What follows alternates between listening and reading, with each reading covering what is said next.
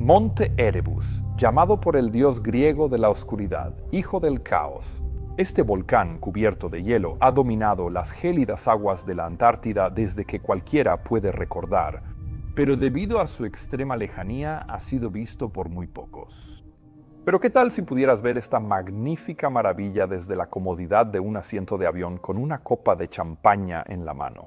Eso fue justo lo que Air New Zealand prometió a sus clientes desde enero de 1977, para derribar los muros de la última frontera y democratizar la Antártida. Y esa fue una idea que al final terminaría en un verdadero horror. Air New Zealand propuso por primera vez operar vuelos turísticos comerciales a la Antártida, ya en 1969. La idea era usar aviones DC-8 para volar turistas de Nueva Zelanda a la base McMurdo, en Estados Unidos, y luego regresarlos a casa.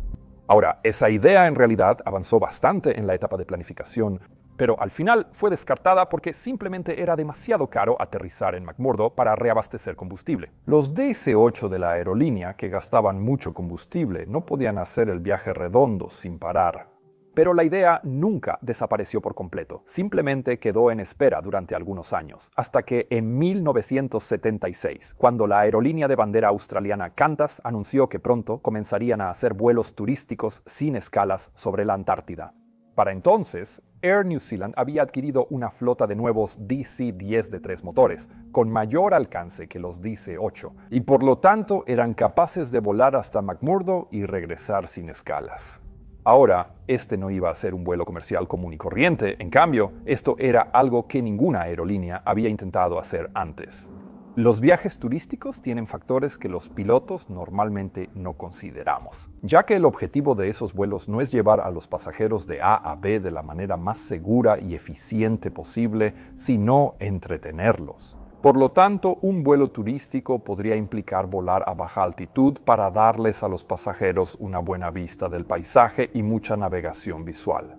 Volar el avión manualmente usando referencias visuales de puntos de referencia, algo que normalmente no hacemos en operaciones regulares de aerolínea. Eso también requiere mantener condiciones meteorológicas visuales, en vez de volar entre nubes bajo reglas de vuelo por instrumentos como usualmente hacemos. Hacer esto en un Twin Otter sobre el Gran Cañón es una cosa, pero en un DC-10 sobre la Antártida es totalmente distinto. Verás, en los 70, gran parte de la Antártida no estaba bien cartografiada y las alturas de las montañas podían ser inexactas o desconocidas. Además de eso, casi no había ayudas a la navegación disponibles, como radiobalizas o radares de controladores aéreos, solo unas cuantas. Pero Air New Zealand sí tenía una solución para eso. Verás, una de las grandes mejoras que trajo el DC-10 fue su sistema de navegación inercial, o sistema de navegación inercial. Este era un sistema a bordo que utilizaba un conjunto de 3 giróscopos redundantes para medir el movimiento del avión en el espacio tridimensional, lo que le permitía calcular la posición de la aeronave en tiempo real. Así que, al programar una serie de coordenadas geográficas en el sistema de navegación inercial antes del vuelo, el modo navegación del piloto automático podía conectarse al sistema de navegación inercial para guiar la aeronave en toda la ruta sin intervención del piloto, siempre que los pilotos hayan ingresado bien las coordenadas de los lugares de estacionamiento antes de arrancar. Este sistema de navegación era muy preciso para su época, con una desviación máxima de poco más de 1 milla náutica por hora, y normalmente menos. También era capaz de calibrarse a sí mismo verificando su posición calculada contra las señales de radiofaros en tierra, como los Bohr. Si es que había alguno, claro, y si no lo sabía, bueno, aún así seguía siendo muy preciso. Así, Air New Zealand podía programar el sistema de navegación inercial con toda la ruta de vuelo anticipadamente, asegurando que el DC-10 pudiera ser navegado de manera segura a lo largo de la ruta turística, incluso si los pilotos no podían mantener contacto visual con el terreno. Con esto en mente, Air New Zealand presentó sus planes a la División de Aviación Civil de Nueva Zelanda, que los aprobó rápidamente y desde principios de 1977 comenzaron a operar estos vuelos en las siguientes rutas fijas recurrentes. Desde Auckland, el avión volaría al sur pasando por la isla Sur, las islas Auckland y las islas Balleny, frente a la Antártida. Eso era antes de girar hacia el sureste, cruzando el Cabo Adare, hacia el espectacular Cabo Hallett, donde enormes y escarpadas montañas se elevan directamente sobre fiordos llenos de icebergs. Desde ahí, la ruta volvía a girar hacia el sur, siguiendo la costa de Tierra Victoria hacia la isla Ross, donde se encuentra el monte Erebus, así como la estación McMurdo de Estados Unidos y la Base Scott de Nueva Zelanda. Entre la isla Ross y el continente se encuentra el estrecho de McMurdo, que suele estar parcialmente congelado, incluso en verano, y que tendrá un papel realmente importante en esta historia. Así que, después de sobrevolar una cabaña histórica que alguna vez perteneció al explorador Roberto Falcón Scott, los vuelos rodearían el estrecho de McMurdo y volverían al norte pasando por el famoso McMurdo, valles secos, que son uno de los desiertos más duros y secos del mundo. La ruta seguiría a Cabo Hallett, luego al norte por las islas Campbell hasta Christchurch, donde otra tripulación tomaría el control y reabastecería la aeronave, para el corto salto de regreso a Auckland, completando el circuito, y todo este vuelo fantástico estaba calculado para tomar aproximadamente 11 horas. A bordo, los pasajeros disfrutarían de servicios continuos de comida con champaña de cortesía y todo eso. Exploradores antárticos famosos usaban el sistema de PIA para comentar en vivo los paisajes vistos por las ventanas. Air New Zealand también deliberadamente reservaba menos asientos de lo normal, dejando unas 2 docenas de lugares libres para que los pasajeros pudieran moverse con mayor facilidad y tomar fotos. Se animaba a los pilotos a invitar pasajeros a la cabina para ver las vistas y aprender sobre el DC-10. Si tenían curiosidad, ahora, si crees que esto suena increíble, bueno, lo era. Los 2 primeros vuelos recibieron críticas increíbles, con pasajeros diciendo que no podían esperar para hacerlo de nuevo. Air New Zealand obtuvo permiso para operar 5 vuelos más a finales de 1977, 4 más en noviembre de 1978 y otros 4 en noviembre de 1979. Y eso nos lleva al vuelo del 28 de noviembre de 1979, el último de estos vuelos aprobados. Y de hecho, había rumores de que ese podría ser el último vuelo a la Antártida debido al aumento de los costos de combustible. La competencia entre los pilotos de Air New Zealand por estos lugares era muy intensa y normalmente se asignaban a pilotos experimentados o gerentes, pero no en este. En cambio, el hombre elegido para comandar este último vuelo turístico, Tango Echo 901, era un capitán de 45 años con 11.150 horas de vuelo en su haber, incluyendo 2.872 en el DC-10. Así que era bastante experimentado, pero no tanto como algunos de los otros pilotos a los que les ganó el puesto. Ahora, eso podría haber sido porque sus colegas lo conocían como un piloto sumamente meticuloso y concienzudo, además de ser simplemente un gran tipo con quien trabajar. Su segundo al mando sería un primer oficial de 37 años con más de 7.900 horas totales, incluidas más de 1.300 en el DC-10. Y debido a la duración del vuelo, también estaba respaldado por un primer oficial de relevo de 39 años. La tripulación incluía a un ingeniero de vuelo principal y uno de relevo, con más de 10.800 y 6.400 horas, respectivamente. Pero vale la pena señalar aquí que el único de estos miembros de la tripulación que realmente había volado a la Antártida antes era el ingeniero de vuelo principal. Y esto sería algo que más tarde se convertiría en un punto delicado, verás. De acuerdo con las especificaciones operativas de Air New Zealand, los pilotos que volaban a ciertas áreas, incluida la Antártida, debían haber volado a esa región al menos una vez antes bajo supervisión. Antes de que pudieran volar allí como piloto al mando, lo cual este capitán aparentemente no había hecho, la CAD había eximido este requisito a petición de Air New Zealand, quienes pensaban que era innecesario ya que los vuelos ni siquiera aterrizarían en la Antártida de todos modos. Pero más tarde se supo que el personal estadounidense en la base McMurdo no estaba muy impresionado por esto. Verás, sus pilotos tenían que volar en la Antártida durante toda una temporada antes de poder recibir una posición de mando. Así que algunos de ellos sentían que Air New Zealand estaba siendo bastante imprudente al enviar pilotos sin ninguna experiencia en la Antártida. Lo cual creo que es un punto válido, dado que estos vuelos podrían tener que hacer navegación visual en un entorno potencialmente muy peligroso, con muchos desafíos específicos de la Antártida. Ahora, si te diriges a la Antártida o tal vez a otro lugar para las vacaciones, supongo que lo último que quieres es preocuparte por perder contacto con tus amigos y familia en casa o gastar tu valioso tiempo de vacaciones buscando tarjetas SIM locales para evitar tarifas de roaming exageradas. Mantenerse conectado en el mundo de hoy debería ser sencillo, accesible y sin complicaciones. Y ahora, gracias al patrocinador de hoy, Holafly, finalmente lo es. La suscripción eSIM de Holafly. Holafly Plans te mantiene conectado en más de 160 países con una configuración sencilla. Ya no necesitas cambiar la SIM cada vez que cruzas una frontera. Y sin cargos sorpresa por roaming cuando regreses a casa, solo datos instantáneos y confiables donde quiera que vayas. Puedes elegir entre dos planes mensuales. Plan ligero con hasta 25 GB, ideal para mensajes, llamadas o compartir fotos de vacaciones. O el plan ilimitado, ideal para videollamadas largas, trabajo remoto o creación de contenido mientras te desplazas. Ambos planes se renuevan mensualmente y de forma automática, así que nunca te quedarás sin datos. Al volver a casa, puedes pausar tu suscripción y reactivarla cuando viajes otra vez. Configuración sencilla que se realiza una sola vez. Solo crea tu cuenta, elige tu plan y recibirás los detalles de tu eSIM directamente en tu bandeja de entrada de inmediato. Y la mejor parte es que puedes conservar tu número original sin importar a dónde viajes. Así que, para comenzar, escanea este código QR o entra a esim.holafly.com. Obtén 10% de descuento en planes mensuales y anuales usando el código MENTUR al comprar. Gracias Holafly por patrocinar este video.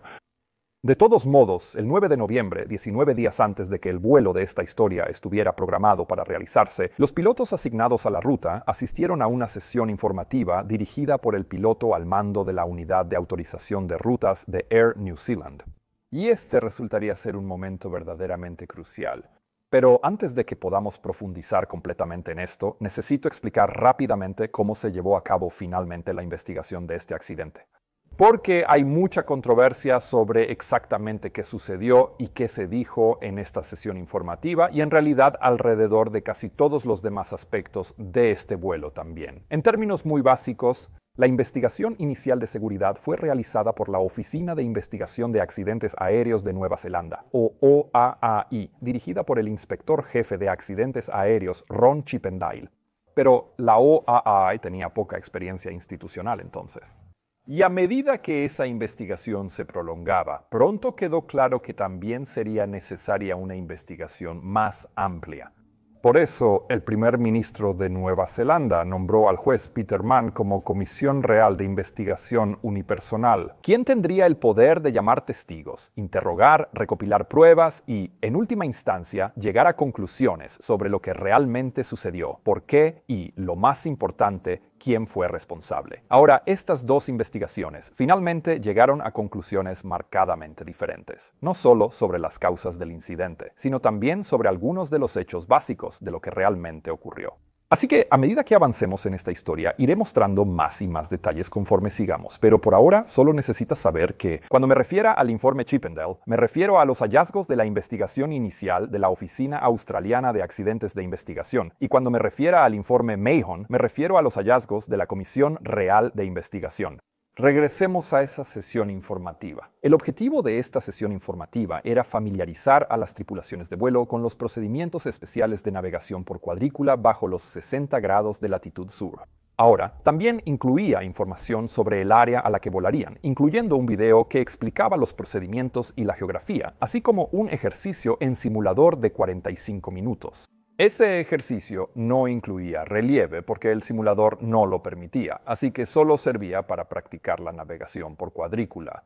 En la reunión informativa, los pilotos recibieron impresos y documentos, incluidas cartas de navegación usadas por aeronaves militares en McMurdo, un mapa aproximado de la ruta, solo con fines ilustrativos, y una lista de las coordenadas que se programarían en el INS antes del vuelo. Pero una de las cosas que no se proporcionó fueron mapas topográficos que mostraran la ruta exacta del INS en relación con el terreno. y ese tema ni siquiera se discutió. Además de esto, el video y los materiales impresos también indicaban que en VMC las altitudes mínimas seguras eran de 16.000 pies hasta McMurdo, donde el controlador aéreo permitía descender a 6.000 pies guiados por radar. Pero ese no era un mínimo reglamentario. Las reglas en Nueva Zelanda solo exigían 500 pies de separación con el terreno en condiciones meteorológicas visuales. Así que, en cambio, esta era una política interna de Air New Zealand que había sido aprobada por la CAD cuando la agencia autorizó estos vuelos a la Antártida. Varios pilotos que volaron esos vuelos declararon ante el juez Mahon que en la reunión de ruta les dijeron que podían descender hasta 1.500 pies, siempre y cuando tuvieran autorización del controlador aéreo de McMurdo. Pero los pilotos que ocupaban puestos de gestión en Air New Zealand negaron que se hubiera dado algún permiso de ese tipo. Esto constituye el primero de muchos casos de una desconexión curiosa entre los pilotos de línea regulares y la administración de la compañía, que más tarde salió a la luz durante la Comisión Real de Investigación de Mahon. Así que tal vez deberías empezar a llevar un registro de eso, aunque sea en segundo plano ahora. Hubo muchas áreas importantes que no se cubrieron en esta sesión informativa de la ruta, como cuáles eran las bases para las altitudes mínimas, cuál era la relevancia de la ruta de vuelo militar mostrada en la Carta de McMurdo, qué condiciones de emergencia requerirían un aterrizaje en la pista de hielo de McMurdo, y si había algún fenómeno visual o meteorológico peculiar y único de la Antártida que pudiera ser relevante para la operación. La investigación Mahon reveló que los controladores de McMurdo no recibieron información sobre las altitudes mínimas dadas a las tripulaciones y que Air New Zealand no consultó con la Marina de Estados Unidos sobre cómo aproximarse a McMurdo. Los controladores de McMurdo no sabían que debían dar guía por radar para descensos a 6.000 pies al sur de la estación. Según el informe Mahon, es probable que los controladores estadounidenses no lo hubieran aprobado, ya que su cobertura de radar al sur de la estación era casi inexistente. Ahora, en realidad, ninguno de los vuelos a la Antártida terminó usando ese descenso por radar, por razones que veremos más adelante, pero todo esto solo ejemplifica la falta de planeación y coordinación adecuadas por parte de Air New Zealand cuando se trataba de estos vuelos. Eso lo señalaron después tanto el informe Chippendale como el Mahon. En cualquier caso, después de tomar notas durante la sesión informativa y llevarse las impresiones a casa para estudiarlas, los pocos pilotos seleccionados esperaron entonces el gran día. Y por último, el 28 de noviembre, los miembros de la tripulación en esta historia llegaron temprano y con energía al aeropuerto de Auckland, sintiéndose bien y descansados después de haber tenido varios días libres antes. Su Dicten de 5 años funcionaba perfectamente, relucía en la plataforma y la documentación de despacho mostraba excelente clima en la ruta hacia la Antártida. En la Antártida, el clima era de bueno a regular, con cielos despejados cerca del cabo Hallett, transicionando a 3.000 pies de nubes fragmentadas a cubiertas cerca de la estación McMurdo, pero aún con más de 40 millas de visibilidad bajo la base de las nubes, a pesar de algunas nevadas dispersas. Con esto, los 5 de la tripulación prepararon la aeronave, mientras los 15 sobrecargos supervisaban el abordaje de los 237 pasajeros y el servicio a bordo. Comentarista. El comentarista iba a ser Sir Edmund Hillary, primer hombre en escalar el monte Everest, pero se retiró para hacer una gira de conferencias en Estados Unidos. En su lugar, el comentarista sería Peter Mulgrew, famoso montañista y explorador que acompañó a Hillary en varias expediciones importantes a la Antártida y el Himalaya. Y mientras él animaba a los pasajeros, la tripulación de vuelo se dispuso a programar la ruta de navegación INS hacia la Antártida. Estos datos de la ruta normalmente se insertaban en la computadora de navegación con una cinta de casete. Como el vuelo no era programado, hubo que ingresar y verificar manualmente las coordenadas de cada punto de referencia. El proceso se realizó sin problemas y a las 8:17 hora local, el vuelo TE-901 despegó de Auckland rumbo al sur de Nueva Zelanda y luego al Gran Océano Austral. Tras salir del espacio aéreo neozelandés, los pilotos pusieron el modo navegación del piloto automático y siguieron la ruta del INS, que los llevó sobre las islas Auckland y después al sur hasta las islas Baleni. Tal como se programó, el registrador de datos de vuelo podía registrar cualquier cambio manual de coordenadas en la computadora de navegación. Según el informe Mahon, no hubo actualizaciones. Y eso muy probablemente significaba que el avión estaba en ruta con respecto a puntos de referencia identificables al pasar por las Islas Baleine, y que la deriva del INS seguramente estaba cercana a cero. Más adelante, en el vuelo, al acercarse al Cabo Hallett en la Antártida, los datos mostraron que el capitán desactivó el modo navegación y ajustó el rumbo con el modo de selección de rumbo del piloto automático. Eso probablemente fue para dar a los pasajeros mejor vista de las espectaculares montañas y glaciares de la zona. Después de pasar el cabo, el capitán activó el modo navegación y retomó la ruta sin ajustar manualmente la deriva. En este punto no había señales de ningún problema. El clima era hermoso, casi sin nubes, y los pasajeros disfrutaban la excelente comida y los comentarios expertos, como se anunció. El vuelo seguía casi en línea recta al sur por la costa y la ruta navegación, la tripulación contactó por radio a la base Scott en la isla Ross. Y, como era costumbre en estos vuelos, luego transmitieron la comunicación por el sistema de altavoces, contando chistes de ida y vuelta para entretener a los pasajeros. Ahora, alrededor de este momento, la tripulación también habría realizado una charla informativa de descenso en previsión de su descenso a una altitud más baja para la parte turística en el área de McMurdo. La grabadora de voz de cabina solo registró los últimos 30 minutos del vuelo, por lo que no sabemos qué se dijo aquí. Cuando la grabadora de voz de cabina inició a las 13:17, se escuchó al capitán decir: «Creo que empezaremos a descender un poco antes aquí». Ese comentario probablemente indicaba un pequeño cambio de planes respecto al briefing anterior, quizá por reportes de que la base de nubes se redujo de 3.000 a 2.000 pies en el área. El vuelo aún estaba en condiciones despejadas en este punto, pero las áreas nubladas frente a ellos probablemente habrían sido visibles a la distancia. El primer oficial contactó al centro de control de área de McMurdo, llamado Mac Center, por radio alta frecuencia de largo alcance para pedir más información. El Mac Center respondió y les dijo que el área seguía nublada a 2.000 pies, con visibilidad de 40 millas bajo las nubes y chubascos de nieve dispersos. El primer oficial le agradeció por eso y luego solicitó autorización para descender, lo cual fue respondido rápidamente por el Mac Center, autorizándolos a descender hasta 18.000 pies. El controlador añadió que había huecos en las nubes entre 75 y 100 millas náuticas al noroeste de la estación. El capitán ahora dijo: «No parece prometedor, ¿verdad?». El primer oficial y el ingeniero de vuelo estuvieron de acuerdo. Pero en ese momento, Mac Centro transmitió el siguiente mensaje: «Recibido. Dentro de un rango de 40 millas de McMurdo tenemos un radar que, si lo desea, podemos bajarlo a 1.500 pies con vectores de radar. Cambio». Esta fue una oferta para guiar el vuelo bajo las nubes de 2.000 pies, donde la visibilidad permitiría mostrar buenas vistas a los pasajeros. Los pilotos aceptaron la oferta y el capitán informó por el PA que harían un descenso guiado por radar para bajar debajo de las nubes y mejorar la vista panorámica. Al saber que el avión estaba a 114 millas de McMurdo, Mac Center les pidió intentar contactar por radio Very High Frequency, que es más clara y confiable que alta frecuencia, aunque de menor alcance. La radio HF, por su longitud de onda larga, rebota en la ionosfera y llega más allá de obstáculos y el horizonte. Pero la radio VHF no puede hacer eso ahora. Teóricamente, el vuelo 901 ya debía estar dentro del alcance de radio Very High Frequency en este punto. Pero cuando el primer oficial intentó llamar al controlador aéreo, no obtuvo respuesta. Chippendale y Mahon luego descubrieron que había una buena razón para esto. El monte Erebus se alzaba en el camino, bloqueando las señales, pero los pilotos no parecían darse cuenta de eso. Ahora planeaban descender a 1.500 pies por la ruta de navegación, aparentemente volando directo hacia esta enorme montaña. Esto planteó una pregunta crucial. ¿Realmente sabían los pilotos a dónde los estaba llevando la ruta de navegación?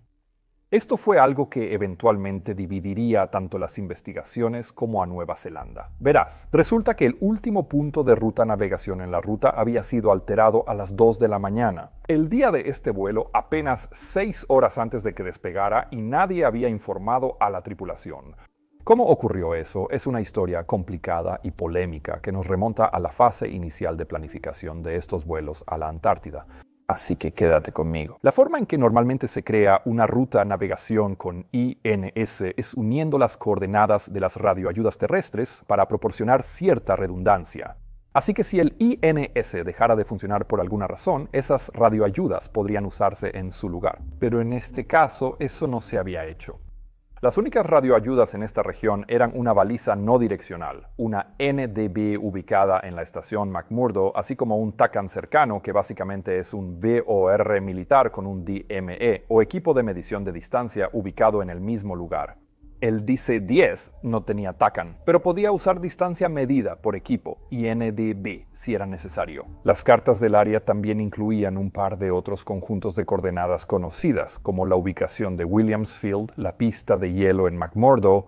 En los dos primeros vuelos a la Antártida en 1977, la sección de navegación de Air New Zealand eligió las coordenadas de Williams Field como punto de retorno de la ruta.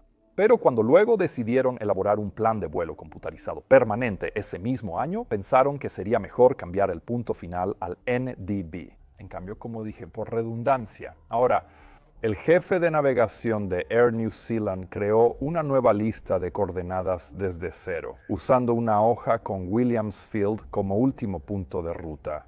Nunca se ingresaron las coordenadas NDB. También declaró que al ingresar los datos, escribió incorrectamente la longitud del punto de ruta como 164 grados 48 minutos este en vez de 166. Esto, sin querer, movió el punto final 25 millas al oeste de Williams Field, al centro del estrecho de McMurdo. Revisó visualmente su trabajo, pero no vio el error, por lo que el punto de ruta equivocado se usó en los siguientes 12 vuelos sin que nadie lo notara. Nadie se dio cuenta porque la mayoría de los vuelos a la Antártida tuvo buen clima en esa zona. Los pilotos solían desviarse de la ruta y volar visualmente para hacer turismo. Así que nadie seguía la ruta completa hasta el final para saber dónde estaba. E incluso si alguien hubiera notado esta supuesta ruta errónea que todos estaban usando, esto parecía perfectamente razonable.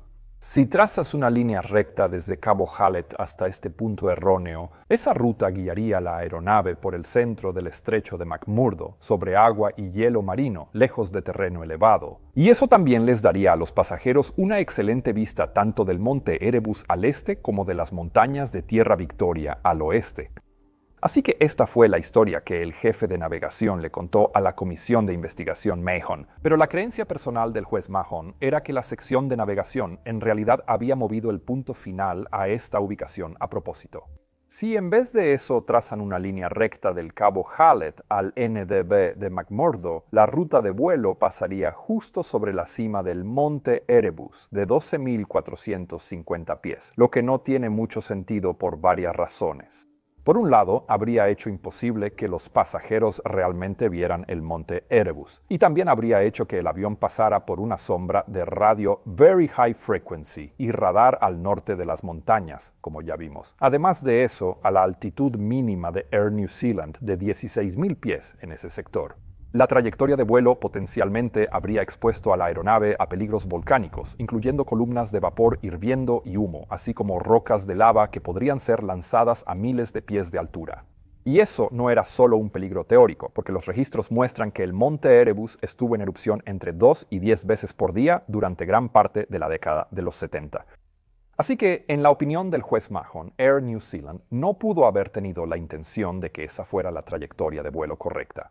Especialmente cuando tenía mucho más sentido simplemente volar hacia ese supuesto punto de referencia incorrecto. Y esa no fue la única inconsistencia que encontró el juez Mahon. Según su informe, se había elaborado una carta que mostraba la ruta de vuelo terminando en el punto de referencia incorrecto.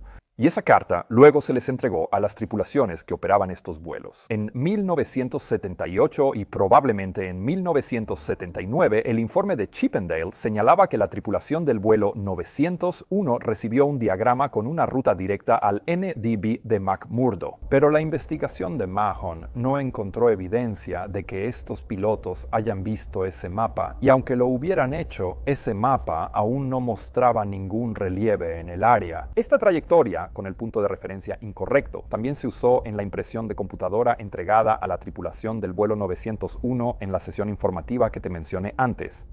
Pero entonces algo había sucedido. En uno de estos vuelos, realizado el 14 de noviembre, el capitán sobrevoló por casualidad el TACAN, mientras miraba la pantalla de error de desviación lateral, que básicamente muestra la diferencia entre las coordenadas actuales y la ruta de navegación, y se sorprendió al ver que el error indicado era de 27 millas náuticas, ya que pensaba que el vuelo debería haber estado prácticamente exacto. Ahora, él no creyó que fuera un error, pues, según sabía, el punto final siempre debía estar lejos, en medio del estrecho de McMurdo. Esto solo debía ser un problema del plan de vuelo.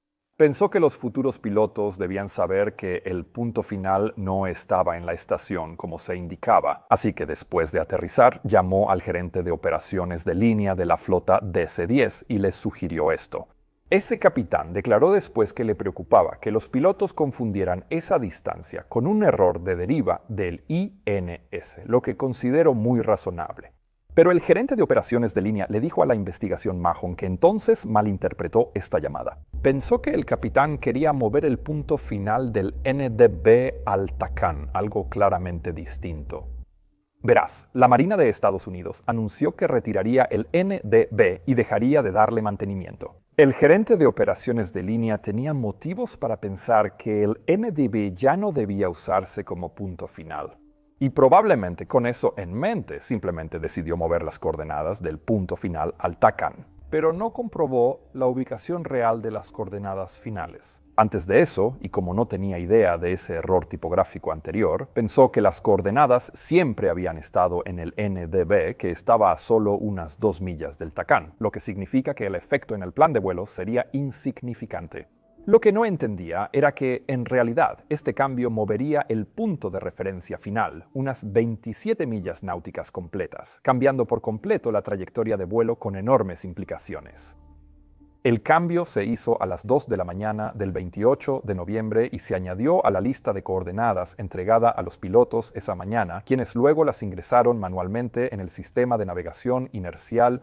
Pero como todos pensaban que la ruta de vuelo solo se había movido unas 2 millas, nadie se molestó en avisarle realmente a la tripulación de vuelo. Ahora, como mencioné antes, el juez Mahon realmente no se creyó toda esta historia. Él pensaba que la ruta navegación siempre se suponía que debía ir por el estrecho de McMurdo, así que, en cambio, sospechaba que la sección de navegación había cambiado el punto final al Tacán porque la CAD estaba a punto de publicar una nueva carta de navegación del ROSC, la cual iba a incluir la ruta de vuelo de Air New Zealand en ella. El plan original del vuelo a la Antártida, aprobado por la CAD, incluía el NDB como último punto de referencia, y Mahon pensaba que en vez de buscar aprobación de la CAD para usarlo en el estrecho de McMurdo, la aerolínea simplemente lo había usado de manera informal, y luego lo cambió de nuevo cuando quedó claro que la CAD se iba a enterar de ello. Entonces Mahon supuso que, por algún tipo de mala comunicación, la sección de navegación simplemente olvidó informar a los pilotos. Él consideró que esta era una explicación mucho más creíble que la improbable serie de errores que describí antes, los cuales pensó que probablemente solo se inventaron para cubrir a quien olvidó informar a los pilotos sobre el cambio. Pero, por supuesto, nunca lo sabremos con certeza. Ahora, en la investigación inicial de la OAAI, el inspector jefe Chippendale desconoció este cambio de ruta hasta meses después de empezada la investigación. Y cuando los medios de comunicación obtuvieron esta información, Air New Zealand simplemente negó todo, pero definitivamente sucedió, y por lo tanto Chippendale se quedó con la pregunta de si la tripulación sabía o no a dónde los llevaría la ruta de navegación. En su informe mencionó factores que pudieron hacer creer a la tripulación que la ruta descendía. El estrecho de McMurdo y parte del material de la sesión informativa. Pero en el informe también escribió que, cito, no hay evidencia que sugiera que hayan sido engañados por este error en el plan de vuelo que se les mostró durante la sesión informativa. Ahora, esa conclusión no tiene mucho sentido para mí y tampoco tuvo mucho sentido para muchas otras personas en ese momento. La esposa del capitán y sus 2 hijas mayores declararon ante el juez Mahon que habían visto al capitán haciendo marcas en un atlas y en un mapa topográfico la noche antes del vuelo y que él había llevado esos mapas con él al avión. Mahon pensaba que, al no haber mapas topográficos de la ruta navegación en la sesión informativa, el capitán decidió hacer el suyo con las coordenadas dadas en un mapa adecuado. Recuerda que la impresión de los puntos de referencia de la sesión informativa aún tenía ese extraño e incorrecto punto final en el estrecho de McMurdo. Así que, con toda probabilidad, la ruta que el capitán había dibujado tan meticulosamente en su mapa no era la misma ruta que luego se programó realmente en el INS, y habría sido muy poco probable que notara que un solo dígito había cambiado mientras ingresaba manualmente estas coordenadas, si es que él fue quien lo hizo. Además de todo eso, hasta llegar a Cape Hallett, la ruta de navegación habría sido exactamente la misma que la que él había trazado, y la ausencia de deriva habría aumentado aún más su confianza en la precisión de la trayectoria. Por hablar con otros pilotos, sabía que todos los vuelos desde 1977 habían pasado por el centro del estrecho de McMurdo. Así que, con esto en mente, el juez Mahon concluyó que el capitán casi con toda certeza creía que la trayectoria navegación lo llevaría por ese camino, y absolutamente no por encima del monte Erebus. Algunos pilotos, en especial los de la gerencia en Air New Zealand, dijeron que como capitán debía saber su ubicación y destino exactos, lo cual es técnicamente cierto, pero creo que es sumamente injusto en este caso. Verás, si bien era técnicamente posible descubrir esta ruta navegación alterada al cotejar las coordenadas geográficas reales de la aeronave con el mapa que tenía el capitán, era muy poco probable que hiciera esto cuando acababa de realizar una revisión similar en Cabo Hallett y no encontró ninguna desviación apreciable. ¿Y por qué su vuelo sería diferente a todos los demás vuelos que ya habían recorrido esta ruta? Así que, en realidad, había muy pocas posibilidades de que él llegara a descubrir este error, a menos que viera un punto de referencia o algo que le diera una indicación clara de su verdadera posición. Pero recuerda, él nunca había estado en la Antártida antes. La sesión informativa no mostró imágenes del área, y de todas formas, el monte Erebus seguramente estaba cubierto de nubes, como sea. De regreso a bordo del vuelo 901, la tripulación seguía intentando establecer contacto con la torre de control en McMurdo, conocida como Torre de Hielo. Recuerden, el centro Mac prometió una aproximación por radar hasta 15 pies, pero solo la Torre de Hielo tenía el radar real y podía aprobarlo. Pero la Torre de Hielo solo tenía radio Very High Frequency, no alta frecuencia, y los pilotos, por lo tanto, pasaron bastante tiempo tratando de comunicarse con ellos, sin éxito. Sabemos, por supuesto, que esto se debió a la sombra de señal del monte Erebus, pero probablemente los pilotos no estaban demasiado preocupados por no lograr el contacto. Sabían que el alcance de las frecuencias Very High Frequency de McMurdo era bastante variable dependiendo de las condiciones exteriores, así que probablemente ahora asumieron que eso era lo que estaba causando el problema.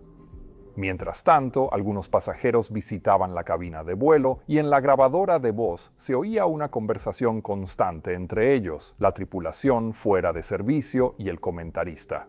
Esto siguió unos 10 minutos hasta que a las 13:31 el capitán dijo: «Tendré que girar aquí, creo».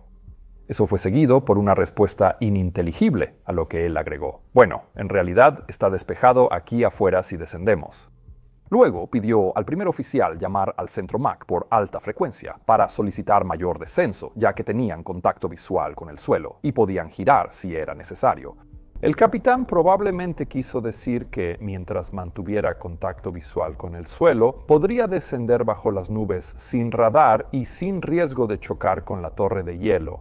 Para este punto, estaban volando sobre una capa de nubes cubiertas que se extendía desde unos 2.000 pies hasta aproximadamente 10.000 pies. Así que, si querían volar a través de eso, solo podían hacerlo con guía de radar. Pero como el capitán ya había visto un claro en las nubes y fotos de los pasajeros confirmaron después que ese claro existía, probablemente pensó que, ya que no podía recibir una aproximación por radar, aún podía descender, descendiendo en una serie de órbitas a través de estos claros en las nubes, manteniendo condiciones meteorológicas visuales durante todo el descenso. El primer oficial informó al centro Mac de este plan, y el controlador aprobó un descenso en condiciones meteorológicas visuales, pero pidió que mantuvieran informado al centro sobre su altitud. El capitán anunció que haría una órbita mientras descendía a 10.000 pies. Después de eso, cambió el modo lateral del piloto automático de navegación a selección de rumbo y se desvió de la ruta navegación. Ahora, aquí es donde encontramos el segundo aspecto sumamente polémico de esta historia, que fue la decisión del capitán de descender por debajo de los 16.000 pies.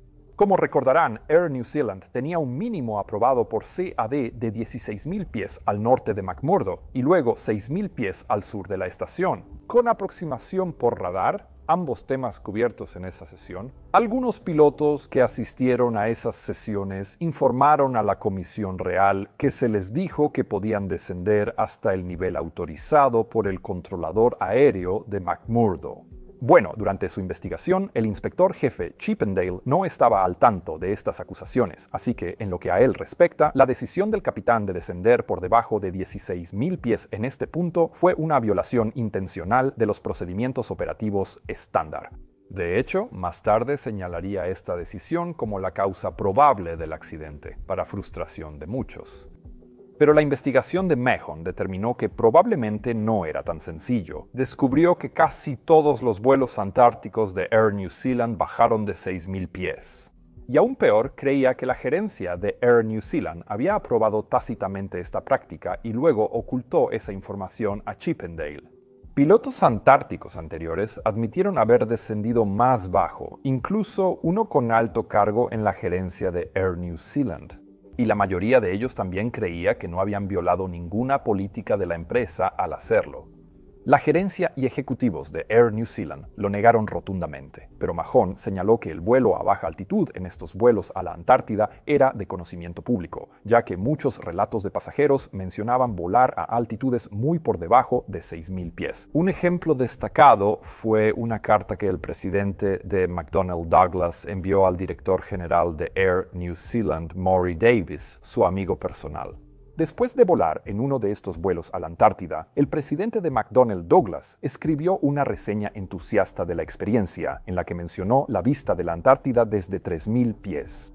Luego, él personalmente envió esta reseña a Davis y más tarde fue incorporada en un artículo publicado por una revista propiedad de Air New Zealand, cuya copia fue enviada a cada hogar del país. Pero increíblemente, Davis aún le dijo al juez Mahon que nunca lo había escuchado ni visto, lo cual Mahon absolutamente no creyó.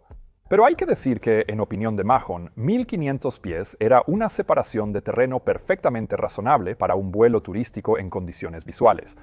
Y dado que las regulaciones solo requerían 500 pies, él pensaba que la CAD habría aprobado este mínimo si Air New Zealand lo hubiera pedido, pero no lo hizo. El exdirector de operaciones de vuelo afirmó que propuso una altitud mínima de 2.000 pies en 1977, creyendo que la CAD lo aprobó. Y se sorprendió al descubrir que su propio subordinado, más tarde, obtuvo la aprobación de la CAD para una altitud mínima de 16.000 pies, sin siquiera decírselo. Ahora, probablemente ya te diste cuenta de que la comunicación interna dentro de Air New Zealand no era muy buena, y tienes toda la razón. Mahon escribió en su mordaz informe que el Departamento de Operaciones de Vuelo no tenía procedimientos escritos para manejar los cambios en el plan de vuelo por computadora. No había instrucciones escritas sobre lo que debía incluirse en las sesiones informativas de la ruta a la Antártida. No se registraban las comunicaciones importantes ni los procesos de toma de decisiones. No existía un archivo central que contuviera toda la información relacionada con los vuelos a la Antártida, ni un documento escrito relacionado con los cambios en la ruta de navegación. Y apenas existía siquiera un memorándum entre el director general, la junta directiva o la división comercial respecto a la decisión de operar vuelos a la Antártida en primer lugar. El director general de Air New Zealand afirmó que dirigía la aerolínea verbalmente y no prefería dar instrucciones por escrito. Probablemente por eso la cultura de la empresa terminó así. Pero su confesión después tomó un matiz más siniestro cuando Mahon descubrió que el director ejecutivo pidió al personal de la aerolínea recolectar documentos relevantes para el vuelo 901 y luego triturar cualquier copia adicional para evitar filtraciones a los medios. Personal con serios conflictos de interés realizó parte de esta trituración, y no existía un protocolo claro sobre qué debía considerarse relevante y qué debía destruirse. Aún peor, se descubrió que varios elementos de evidencia pertenecientes a los pilotos, incluido el cuaderno del capitán, fueron recolectados y luego desaparecieron sin que se volvieran a ver jamás. Así que entre la destrucción de documentos, la desaparición de evidencia, la retención de información a Chippendale, los testimonios contradictorios entre los pilotos de la gerencia y los que no lo eran, la aparente evasividad en torno a la ruta navegación y las afirmaciones poco creíbles sobre las altitudes mínimas, El juez Mahon llegó a creer que la gerencia de Air New Zealand le estaba mintiendo sistemáticamente. Más tarde escribió que todo este comportamiento sospechoso era un intento de culpar a los pilotos por hacer algo que les habían hecho creer que era perfectamente razonable. Y, francamente, tiendo a estar de acuerdo. Eso suena más probable, dado toda esta evidencia. Y con eso en mente, continuemos hacia la fase final de esta historia. A las 13:32, los pilotos debatieron dónde hacer la órbita de descenso, y el ingeniero de vuelo aseguró a un pasajero que pronto podría tomar mejores fotos. El capitán entonces inició la órbita hacia la derecha en una posición aproximadamente 40 millas náuticas al norte de la estación McMurdo, sobre un área de hielo marino mezclado y agua abierta que era visible a través del hueco en las nubes. Como dije antes, probablemente el capitán pensó que estaban justo al norte de la entrada al estrecho de McMurdo, pues ahí habría estado la marca de 40 millas en su mapa casero. Pero en realidad, la aeronave ahora estaba a más de 20 millas al este, justo al norte de la bahía Lewis, en el lado norte de la isla Ross. Durante el descenso con giro a la derecha, la aeronave tuvo brevemente línea de visión con McMurdo, y a las 13:35 las llamadas de prueba de la torre ICE en la radio Very High Frequency se escucharon fuerte y claro en la cabina. La tripulación informó a la torre ICE que descendería a 10.000 pies en condiciones meteorológicas visuales, y pidió de nuevo una aproximación guiada por radar a través de las nubes si era posible. Pero antes de que la torre pudiera responder, se perdió la línea de visión y no se pudo establecer más comunicación con la torre ICE. La tripulación usó la radio alta frecuencia para avisar al centro MAC que perdió contacto con la torre, a lo que simplemente les dijeron que siguieran intentando. Y el primer oficial comenzó a llamar a la torre ICE una y otra vez, sin respuesta. Debido a esto, el capitán inició el descenso visual por el hueco en la nube, planeando seguir visualmente bajo las nubes hasta McMurdo. Así que el primer oficial informó al controlador aéreo de sus intenciones, y el centro MAC les aconsejó que informaran cuando estuvieran a 10 millas de la estación, distancia medida por equipo. Nadie en McMurdo sabía que el vuelo 901 descendía al norte de la isla Ross y no sobre el estrecho de McMurdo. Y eso fue porque Air New Zealand tampoco les había enviado estas nuevas coordenadas del plan de vuelo. Ahora, la aeronave debió aparecer brevemente en el radar cuando tuvo línea de visión con la torre ICE. Pero incluso si los controladores de la torre realmente los hubieran visto, no habrían tenido ninguna razón para creer que los pilotos no sabían su verdadera posición, especialmente porque habían dicho que estaban en condiciones meteorológicas visuales y, por lo tanto, procederían visualmente hacia McMurdo. A bordo de la aeronave, varios eventos comenzaron a ocultar aún más la verdadera posición a la tripulación durante la órbita a la derecha. Las fotos de los pasajeros mostraron los acantilados negros de la isla Beaufort, claramente visibles a la izquierda del avión, a pocas millas al oeste. Si el avión hubiera estado sobre el estrecho de McMurdo, la isla estaría mucho más al este. Pero no parece que nadie en la cabina de vuelo se diera cuenta de esto. Y, por supuesto, como ninguno de los pilotos había estado realmente en la Antártida antes, y como en la sesión informativa se proporcionaron relativamente pocas fotografías de esta zona, ninguno de la tripulación siquiera sabía cómo se suponía que debía verse la isla Beaufort. El juez Mahon pensaba que el sesgo de confirmación los habría hecho asumir que era una característica justo frente a la costa de la Tierra Victoria, ya que eso era lo que esperaban ver al oeste. Y la única persona que habría sabido mejor era el comentarista Peter Mulgrew. El juez Mahon sospechaba que él iba de la cabina de pasajeros a la de mando mientras la isla Beaufort era visible, y por lo tanto nunca la vio. En todo caso, momentos después, Mulgrew llegó a la cabina de mando y dijo que no podía guiar si no podía ver nada, y que aún no había nada sobre lo que comentar. Mientras esto sucedía, el informe de Chippendale dice que se podían escuchar voces de fondo preguntando por la posición del monte Erebus, lo cual Chippendale citó como el primero de varios comentarios que indicaban una creciente incertidumbre sobre la posición de la aeronave. Esos comentarios eran de fondo, conversaciones cruzadas sin atribuirse a nadie en particular. El juez Mahon concluyó que probablemente solo era una charla entre algunos pasajeros que seguían visitando la cabina. Mientras la tripulación completaba la primera órbita de 360 grados, seguían en condiciones meteorológicas visuales, descendiendo bajo 6.000 pies, pero aún sin alcanzar la base de las nubes. Así que el capitán decidió realizar una segunda órbita dentro del área despejada, esta vez hacia la izquierda, mientras continuaba su descenso hasta 2000 pies. El primer oficial lo informó al centro MAC, que lo confirmó. Y el capitán también le mencionó a Mulgrew que habían recibido un mensaje de Scott Bass, informándoles que las condiciones estaban despejadas sobre los valles Taylor y Wright en Tierra Victoria. Pero no recibió ninguna respuesta a eso. En cambio, Mulgrew ahora se dirigió a los pasajeros diciéndoles: en este momento todavía no puedo ver mucho. Les mantendré informados en cuanto vea algo que me dé una pista de dónde estamos. Lo que demostraba de manera concluyente que definitivamente no había visto la isla Beaufort ni ningún otro punto de referencia en ese momento. La aeronave siguió descendiendo y el primer oficial anunció 1000 para llegar a la altitud planificada de 2000 pies. El capitán siguió usando la perilla de selección de rumbo para guiarlos de regreso hacia su rumbo original. Y de fondo, las conversaciones entre personas no identificadas parecían captar nuevamente a alguien preguntando dónde estaba Erebus. Otro respondió que estaba a la izquierda, a unas 20 o 25 millas, pero otros mostraron duda o incertidumbre. Pero todas estas líneas en realidad estaban marcadas como ininteligibles en la transcripción original. Sin embargo, Chippendale citó su interpretación de estas líneas para argumentar que la tripulación no estaba segura de su posición y que el capitán estaba ignorando las preocupaciones de sus ingenieros de vuelo. Pero la investigación de Mahon no le dio mucha importancia a esa interpretación. No solo era dudoso que estas líneas realmente se hubieran dicho, incluso si así fuera, no había evidencia de que estuvieran dirigidas a los pilotos o de que los pilotos siquiera las hubieran escuchado. Tampoco el capitán ni el primer oficial parecían expresar ninguna duda sobre dónde estaban en ese momento. Como mencioné, probablemente creían saber dónde estaban y a dónde iban. Y hasta este momento aún no había ocurrido nada que rompiera esa preconcepción. Mulgrew ahora divisó una franja de tierra a lo lejos, lo que lo llevó a decir: ese es el borde. No explicó de qué era el borde, pero sí demostró que definitivamente ya estaban en condiciones visuales, probablemente por debajo de las nubes.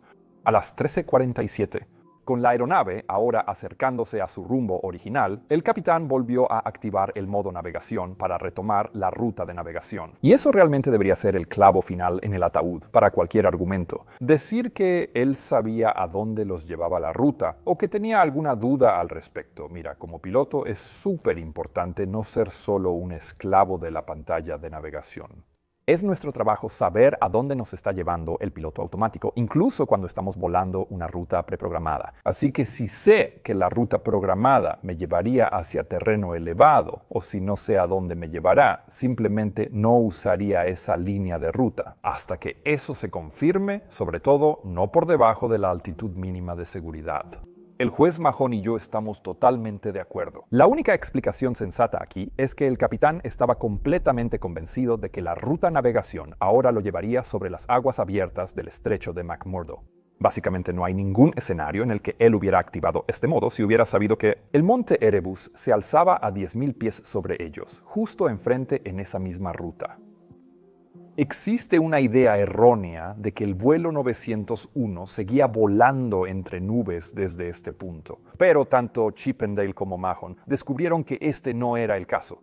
Esta idea errónea probablemente surge de la decisión del capitán de seguir descendiendo por la ruta navegación de 2.000 a 1.500 pies. Las fotos tomadas por los pasajeros en ese periodo mostraron que el avión volaba sobre aire despejado, con hielo marino debajo y franjas de tierra a lo lejos. Así que, con el avión en aire despejado por debajo de la base de las nubes, el monte Erebus debería haber sido claramente visible justo enfrente, pero la grabadora de voz de cabina no contiene evidencia de que los pilotos pudieran verlo. ¿Cómo podría ser eso posible? La respuesta probablemente sea el fenómeno whiteout, no whiteout como en una fuerte nevada. En este caso, el término se refiere a un fenómeno de aire claro que ocurre cuando el suelo está cubierto por una capa uniforme de nieve blanca y hay una capa igualmente uniforme de nubes blancas encima. Cuando esto ocurre, la luz solar se refleja en la nieve y el hielo y después en la capa de nubes, de un lado a otro en todas las direcciones hasta que la iluminación se mezcla en una luz completamente blanca y uniforme. Ahora, la forma en que los humanos perciben la profundidad y la distancia se basa en gran medida en los tamaños, el contraste y las sombras. Pero bajo este tipo de condición, todo el contraste desaparece, lo que significa que el terreno ondulado o inclinado puede volverse casi completamente invisible. Si estás esquiando, podrías ir directo a una zanja sin verla. Pero si estás volando un avión, podrías no ver en absoluto un terreno elevado justo frente a ti. Durante la misión de Estados Unidos en la Antártida, 1950-1960, 25 accidentes, el 40% del total en ese periodo, se atribuyeron al fenómeno de whiteout. Y también hay que decir que esto no era algo raro. No, básicamente es la condición predeterminada cuando hay una capa de nubes cubriendo el cielo en la Antártida. Otro fenómeno más del que los pilotos no habían sido informados durante esa sesión informativa sobre la Antártida. Así que el vuelo 901 simplemente continuó hacia el sur, con sus pilotos completamente inconscientes de que estaban volando directo hacia las fauces de una ilusión óptica. Mientras tanto, el capitán descendió a 1500 pies. El primer oficial dijo: "Probablemente podamos ver más adelante de todos modos". Lo que podría haber significado que descender les ayudaría a ver más abajo en lo que pensaban que era el sonido de McMurdo. Por lo tanto, podría ayudarles a identificar un punto de referencia. La CBR siguió grabando fragmentos de conversación que Chippendale luego transcribió. Está un poco denso ahí, ¿eh? ¿Bert? ¿Llevas muchísimo tiempo volando únicamente por instrumentos esta vez? ¿O me equivoco? Y con eso estalló otra controversia sobre la transcripción de la CBR durante la investigación Mahon. Se supo que un grupo de pilotos de Air New Zealand e investigadores de la OAAI escucharon las cintas de la CBR en la sede de la NTSB en Washington, y que luego pasaron 5 días elaborando una transcripción de las conversaciones a menudo apagadas y tenues en la cabina de mando. Por eso, varias líneas se marcaron como ininteligibles.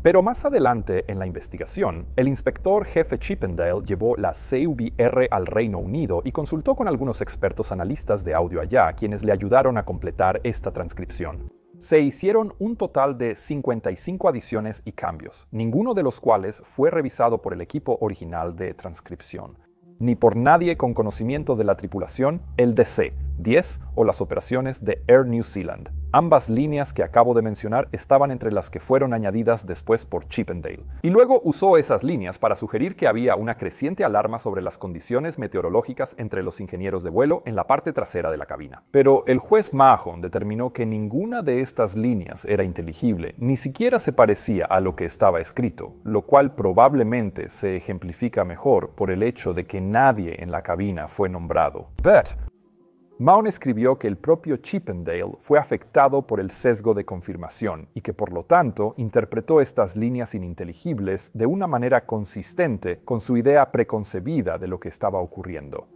En realidad, la evidencia mostró que en ese momento no había ninguna alarma ni preocupación en la cabina. Al menos aún no. A la izquierda y a la derecha, los pilotos ahora habrían podido ver 2 extensas áreas de tierra a lo lejos. Estas eran las costas del Cabo Tennyson y el Cabo Bird, que enmarcaban la entrada a la Bahía Lewis, justo al norte del monte Erebus. Pero si los pilotos creían que en realidad estaban volando hacia el estrecho de McMurdo y sin haber estado antes en esta zona, probablemente asumieron que estos eran los 2 cabos en la entrada al estrecho de McMurdo. En cambio, esto habría sucedido a pesar de que la entrada al estrecho de McMurdo es mucho más amplia que la entrada a la Bahía Lewis. Pero en la Antártida, sin objetos reconocibles más allá del hielo interminable, es increíblemente difícil juzgar la distancia incluso bajo condiciones perfectas. Y así, el sesgo de confirmación y la falta de experiencia previa en la Antártida probablemente sellaron la trampa. Durante los siguientes segundos, el capitán preguntó si estaban recibiendo la señal del DME, probablemente porque no veía ningún punto de referencia y quería verificar su posición. El primer oficial respondió que no estaban recibiendo nada, a lo que el capitán comentó: "Esas condiciones no se ven nada bien, ¿verdad? Lo más probable es que sea por la creciente falta de definición del terreno", sin notar que las extensiones blancas frente a ellos ya no eran solo neblina. En realidad era la pendiente del monte Erebus que se acercaba rápidamente. De todos modos, en respuesta al capitán, el comentarista estuvo de acuerdo. No lo hacen. Y el capitán entonces le pidió al primer oficial si podía intentar contactar de nuevo con la torre ICE, probablemente para intentar confirmar su distancia. El primer oficial lo intentó, pero nuevamente falló. El comentarista dijo mirando por la ventana de la cabina: «Eso parece el borde de la isla Ross», a lo que el ingeniero de vuelo respondió: «No me gusta esto». El capitán ahora intervino, preguntándole al primer oficial si había recibido alguna respuesta de la torre de hielo, lo cual no había sucedido. Con una repentina aprehensión, el capitán dijo: «Estamos a 26 millas al norte, tendremos que salir de esto ascendiendo». Con eso, probablemente quiso decir que, estando a una distancia de 26 millas por recorrer, ya deberían haber visto algunos de los puntos de referencia de McMurdo, y como no lo habían hecho, era momento de ascender y reorientarse. El primer oficial respondió: «Sí, puedes girar a la derecha. No hay terreno elevado si giras 180 grados, aunque eso no era cierto. No podía ver el terreno por la intensa nevada». El capitán entonces cambió del modo navegación a selección de rumbo y empezó a girar la perilla hacia la derecha, haciendo que el avión entrara en un giro suave a la derecha. Aún no había urgencia en las voces ni acciones de los pilotos, lo que indica que en esta etapa ellos todavía pensaban que estaban en algún lugar sobre el estrecho de McMurdo y que ahora simplemente estaban saliendo de la situación por la falta de puntos de referencia, no porque pensaran que había un peligro real. Pero eso estaba a punto de cambiar. Solo unos segundos después del comentario del primer oficial, la aeronave sobrevoló la costa norte de la isla Ross, pasando por encima de los enormes acantilados de hielo de 90 metros al pie del monte Erebus, con la ladera de la montaña elevándose rápidamente bajo ellos. El sistema de advertencia de proximidad al terreno se activó de repente y comenzó a gritar: «¡Whoop, whoop, pull up!». Era un sistema GPU de primera generación, no el mejorado que tenemos hoy. Así que no podía mirar hacia adelante de la aeronave, solo directamente debajo. Y con la aeronave aún volando hacia la pendiente de 13 grados del monte Erebus a una velocidad de 260 nudos, ahora simplemente se habían quedado sin tiempo observando cómo el radioaltímetro descendía. El ingeniero de vuelo cantó 500, 400 y el capitán levantó el morro y pidió potencia para frustrada. Siguiendo el procedimiento para una maniobra de escape de terreno, el morro empezó a elevarse y los motores aceleraron hacia el empuje máximo de motor para frustrada, alertando a los pasajeros de que algo iba mal de repente. Pero no habrían tenido tiempo de darse cuenta de qué. 6 segundos después de que sonaron las advertencias del sistema de advertencia de proximidad al terreno, el vuelo 901 de Air New Zealand se estrelló directamente contra un glaciar a una altitud de 1500 pies en las laderas inferiores del monte Erebus.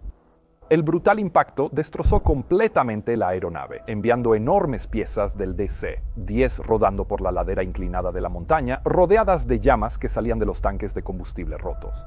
Y luego, unos segundos después, los restos se detuvieron y el silencio volvió a reinar en este lugar desolado. En el fin del mundo, nada se estaba moviendo ya en absoluto. Tras media hora sin noticias del DC-10, los controladores de McMurdo lo declararon desaparecido e iniciaron una búsqueda sin precedentes. La noticia de una aeronave desaparecida en la Antártida se difundió rápidamente, incluso antes de que los restos fueran hallados a la 1 de la mañana del día siguiente, aún humeando bajo el sol de medianoche. Ninguno de los 257 pasajeros y tripulantes sobrevivió, haciendo de este el peor desastre en tiempos de paz en la historia moderna de Nueva Zelanda. Y el trabajo de recuperación fue, a partir de entonces, absolutamente agotador. La investigación inicial de la Oficina Australiana de Accidentes de Investigación concluyó que la causa probable fue la decisión del capitán de continuar el vuelo a baja altitud hacia una zona con mala definición de la superficie y el horizonte, cuando la tripulación no estaba segura de su posición y la posterior incapacidad de detectar el terreno ascendente que interceptó la trayectoria de vuelo de la aeronave. Sin embargo, las pruebas ante la comisión de investigación del juez Mahon luego anularían esas conclusiones. Él concluyó que la tripulación estaba segura de su posición, aunque equivocada, y que el vuelo a tan baja altitud estaba permitido y probablemente fomentado por Air New Zealand. La comisión concluyó que la causa probable del accidente fue una falla de comunicación en el Departamento de Operaciones de Vuelo de Air New Zealand, lo que resultó en que la ruta de navegación fuera cambiada para sobrevolar el monte Erebus sin que nadie informara a la tripulación. Pero luego fue mucho más allá de solo determinar la causa probable. De hecho, escribió en su informe final que Air New Zealand sabía desde el principio que un cambio en la ruta de navegación había causado el accidente, y que la gerencia y ejecutivos de la aerolínea conspiraron para encubrirlo, destruyendo documentos y dando testimonios falsos a Chippendale y la Comisión Real. Y eso fue lo que llevó a Mahon a escribir lo que probablemente es la frase más infame jamás incluida en un informe de accidente aéreo. Las secciones evidentemente falsas de las pruebas que escuché no pudieron haber sido resultado de un error o de una mala memoria. ¿Se originaron? Me veo obligado a decir que, como parte de un plan predeterminado de engaño, formaron claramente parte de un intento de ocultar una serie de desastrosos errores administrativos. Y así, en cuanto a los elementos particulares de evidencia a los que me he referido, me veo obligado, aunque de mala gana, a decir que tuve que escuchar una letanía orquestada de mentiras. Este fallo se volvió extremadamente polémico en Nueva Zelanda y el informe explosivo pronto se convirtió en ataques partidistas. Eso incluso involucró al propio primer ministro, quien más tarde tuvo una serie de disputas públicas desagradables con el juez Mahon sobre sus conclusiones. Al final, Air New Zealand solicitó una revisión judicial ante el Consejo Privado en Londres, que finalmente determinó que las acusaciones de conspiración y perjurio de Mahon excedían su mandato, el cual solo era encontrar las causas del accidente y las partes responsables. Y como resultado de eso, esta parte de su conclusión fue oficialmente descartada, pero el impacto que sus hallazgos tuvieron en la sociedad neozelandesa no puede subestimarse. Ninguna otra investigación de accidente aéreo en la historia se ha vuelto tan pública. Quiero decir, el juez Mahon recibió flores en su puerta, la gente pagaba sus comidas en los restaurantes y las copias de su informe después se vendieron como pan caliente en las librerías. Aunque sus hallazgos fueron anulados por una cuestión técnica, todavía no sabemos con certeza si realmente hubo una serie orquestada de mentiras o si la gente solo intentaba cubrirse a sí misma. Y para ser honesto, probablemente no importe. Las verdaderas lecciones de este accidente están en la necesidad de tratar operaciones inusuales con máximo respeto, tanto en la planificación como en los factores humanos. Porque si no respetamos lugares hostiles como la Antártida, entonces es muy fácil caer en las trampas que ese tipo de lugares inevitablemente pondrán. El juez Mahon en realidad sentía lo mismo, por eso quiero terminar este video con las palabras que él usó para concluir el informe. La clave definitiva de la tragedia se encontraba aquí, en el silencio blanco de la bahía Lewis, el lugar al que el avión fue guiado infaliblemente por su sistema de navegación microelectrónico, solo para ser destruido en aire claro y sin advertencia por un truco malévolo de la luz polar. Ahora, mi equipo ha estado trabajando muy duro para hacer realidad este video. Todos, desde nuestra guionista Kira, quien ha estado revisando miles de páginas de documentos para escribir esto, hasta nuestro equipo de gráficos, que ha estado trabajando día y noche para traerte este video a tiempo. Estoy muy orgulloso de todos los involucrados. Y si quieres participar apoyando este tipo de producciones enormes, por favor escanea este código QR o ve a patreon.com. /únete /Mentur Piloto. Mi nombre es Pedro Hornfeld, esto es Mentur Piloto. Que tengas un gran día, nos vemos la próxima. Adiós.